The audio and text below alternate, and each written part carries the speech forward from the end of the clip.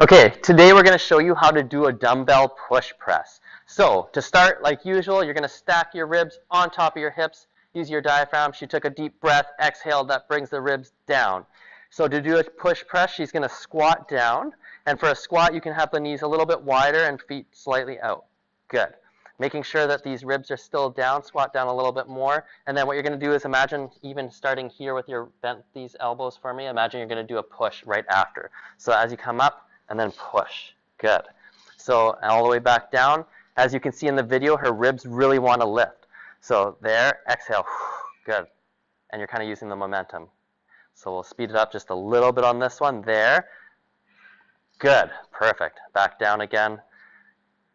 Good. So the idea between this is you just are able to lift a little bit heavier weight, and on the negative, which is on the way down, you can control that weight slow on the way down. Good. As you go up, you're doing a little bit faster and using that momentum. The main thing you want to keep track of is the lower back. If your lower back feels any pain, it means you're lifting too much at the ribs. The hardest part for this exercise is keeping the core nice and engaged. Perfect.